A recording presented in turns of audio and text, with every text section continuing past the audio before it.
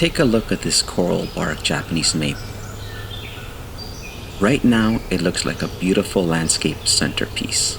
But this tree has a secret identity.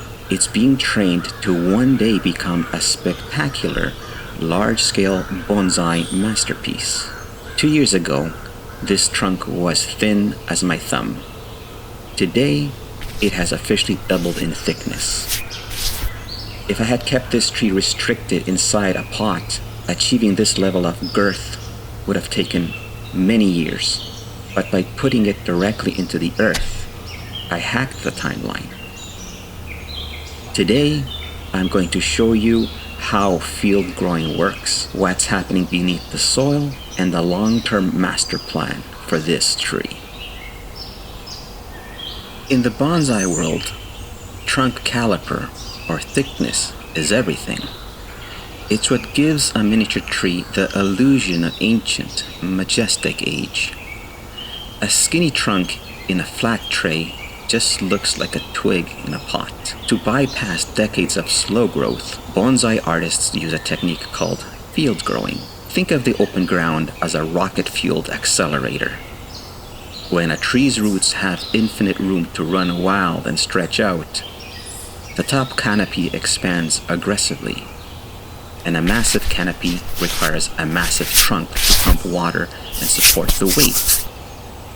By letting this Sango Kaku grow entirely unpruned for 24 months, its vascular system went into overdrive, layering down thick rings of wood at a speed a container simply can't match.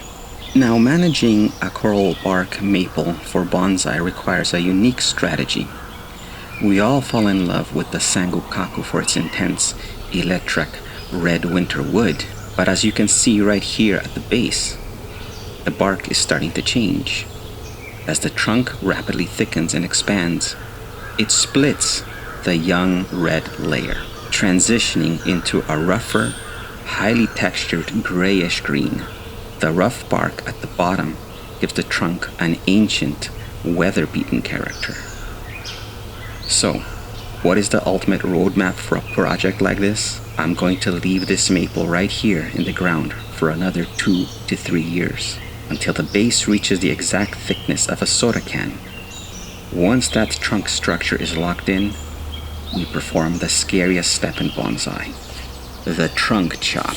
That dramatic cut forces the tree to push out tiny, compact new shoots right on the old wood.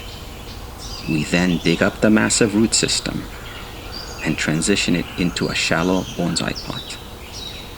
That contrast between a massive old trunk and tiny, delicate new branches is how world-class bonsai display pieces are made.